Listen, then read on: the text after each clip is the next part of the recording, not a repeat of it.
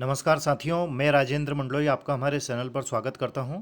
और आज का हमारा जो टॉपिक है वह टॉपिक है क्लास ट्वेल्थ एमपी बोर्ड की जो आपकी ब्लूप्रिंट है, उस ब्लूप्रिंट को हम एनालिसिस करेंगे और इंग्लिश सब्जेक्ट में क्या क्या आएगा और क्या क्या नहीं आएगा और कौन कौन सी चीज़ें हमें पढ़ना है, उस संबंध में हम आज के इस वीडियो में डिस्कस करने वाले हैं। बहुत से स्टूडेंट के दिमाग में डाउट है कि सर इस बार ऐसे आएगा कि नहीं आएगा, ग्रामर आएगी तो कौन कौन से पोर्शन आएंगे।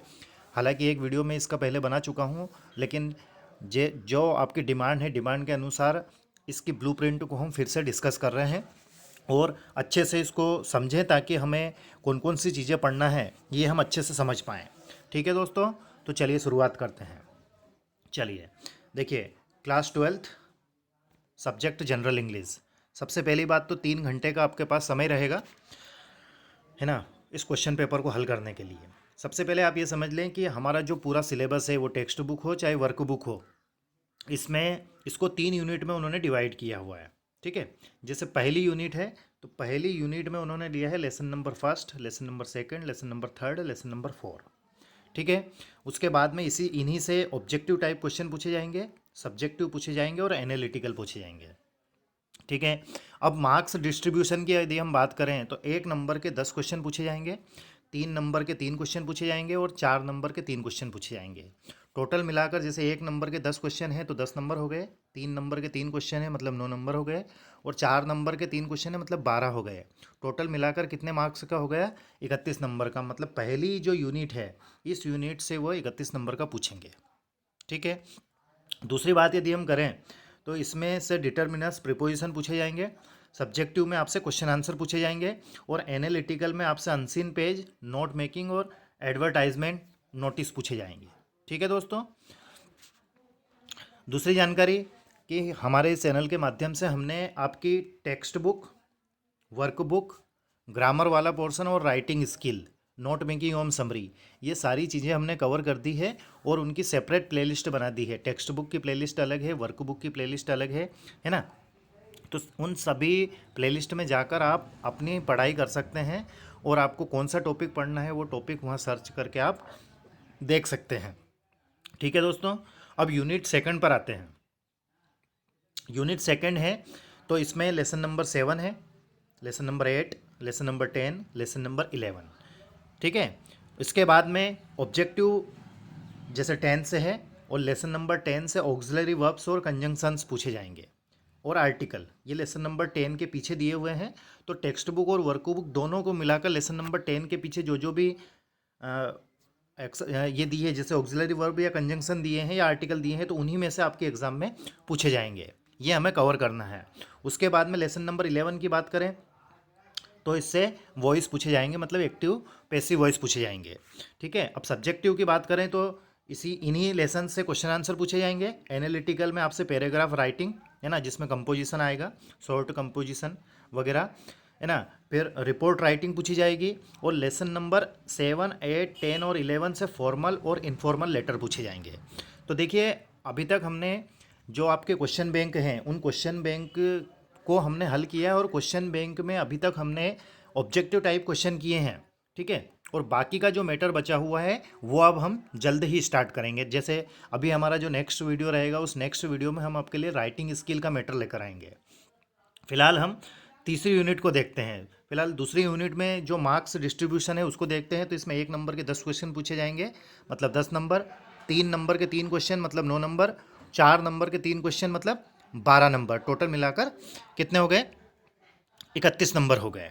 ठीक है दोस्तों, अब तीसरी यूनिट की बात करें तो तीसरी यूनिट में उन्होंने lesson number 12 the value of man, lesson number 13 forest and river, lesson number 15 the eyes are not here और lesson number 16 the English language. Objective में उन्होंने सिंथेसिस में simple, compound, complex sentence, close, है ना, chapter number 15।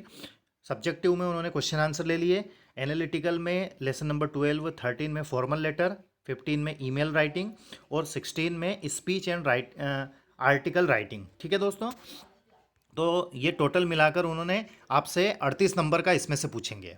ठीक, तो आप समझ गए होंगे कि क्या क्या हमें पढ़ना है। जैसे ग्रामर की यदि हम बात करें तो उन्होंने लेसन्स को डिस्ट्रीब्यूट कर दिया है कि आपके जो टेक्स्ट बुक और वर्क बुक के पीछे जो ग्रामर्स दी हुई है ना, जो ग्रामर दी हुई है उन्हीं को हमें कवर करना है। जिन लेसन को हटा दिया गया है उनके पीछे यदि ग्रामर है तो वो समझ लीजिए कि वो ग्रामर भी हट गई है। ठीक है दोस्तों। दूसरी एक इंपॉर्टेंट नोटिस है यहाँ पर, all the question objective subjective and analytical will be asked from text book as well as from the work book and grammar. मतलब जिस लेसन से टेक्स्ट बुक की ग्रामर पूछ रहे हैं उसी लेसन से वह वर्क बुक की ग्रामर भी पूछेंगे। जैसे ये लेसन नंबर 12 है तो लेसन नंबर 12 में टेक्स्ट बुक के पीछे जो दी हुई है वो और वर्क बुक में दी हुई है वो। ठीक है दोस्तों। और जिन लेसन्स को टेक्स्ट बुक में से हटाया गया है उन्हीं लेसन को वर्क बुक में से हटाया गया है। अब इस पूरी ब्लूप्रिंट को देखने के बाद में इसमें कहीं से कहीं तक भी ऐसे का नाम उन्होंने नहीं दिया है। किसका नहीं दिया है? ऐसे।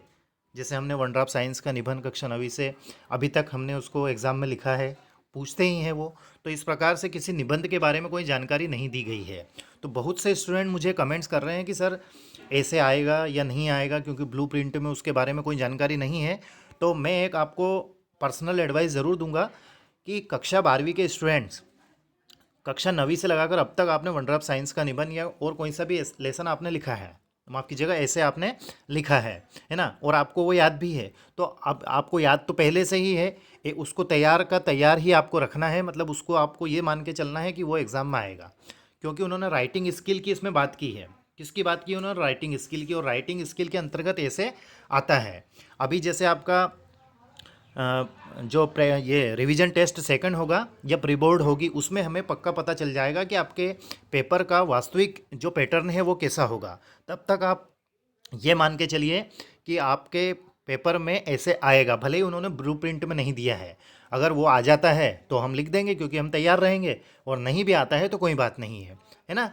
ठीक है दोस्तों। तो ये जो डाउट है आपका ऐसे वाला, इसको मैं मेरे हिसाब से ये मान के चल रहा हूँ कि वो आएगा, है ना। वो नहीं आता है तो अच्छी बात है, और आ भी जाता है तो क्योंकि हम तैयार रहेंगे तो हमारे लिए प्रॉब्लम नहीं रहेगी। ठीक है दोस्तों। अब हमने क्वेश्चन बैंक के ऑब्जेक्टिव टाइप क्वेश्चन कर दिए हैं। अब हम के लेसन्स के पीछे, चाहे वो वर्क बुक हो या टेक्स्ट बुक हो, दोनों को ही कवर करेंगे, और उनमें जो ग्रामर इस ब्लूप्रिंट में दी गई है उसको हम हल करेंगे। जैसे अनसीन पेज को हल करेंगे, नोट में एवं समरी एडवर्टाइजमेंट नोटिस को हल करेंगे। ठीक है। इसी प्रकार से जैसे आपके लेसन नंबर 10 के पीछे ऑक्सिलरी वर्ब्स, कंजंक्शन आर्टिकल दिए गए हैं, वॉइस दी गई है ना। फिर लेसन नंबर 7, 8, 10, 11 में फॉर्मल इनफॉर्मल लेटर दिए गए हैं। इन सारी चीज़ों को हम कवर करेंगे। और हमारा अभी जो नेक्स्ट वीडियो होगा वो लेसन नंबर 15 के पीछे जो ईमेल राइटिंग दिया हुआ है, ईमेल राइटिंग का वीडियो हम आप तक पहुंचाने का प्रयास करेंगे। ठीक है दोस्तों। Thank you very much for watching. उम्मीद करता हूं कि आप इसको अच्छे से समझ गए होंगे। इसके बावजूद भी यदि आपको किसी प्रकार का कोई डाउट या कोई क्यूरी हो तो आप मुझे कमेंट्स कर सकते हैं, पर्सनली कॉन्टैक्ट कर सकते हैं। ठीक है दोस्तों। अभी तक हमने जो भी तैयारियां करवाई है या जितने भी वीडियो हमने अपलोड किए हैं वो वीडियोस यदि आपने नहीं देखे हैं तो आप उनको ज़रूर देखिएगा। खास तौर से क्वेश्चन बैंक के लिए मैंने क्वेश्चन प्रैक्टिस के नाम से एक प्लेलिस्ट बनाई है। उसमें सारे ही लेसन के मैंने ऑब्जेक्टिव टाइप क्वेश्चन हल करवाए हैं और उनको वहाँ पर डाला है। तो उन वीडियोज़ को आप ज़रूर देखिएगा। ठीक है दोस्तों। आज के वीडियो में बस इतना ही। Thank you very much for watching and please take care of yourself. Thank you once again.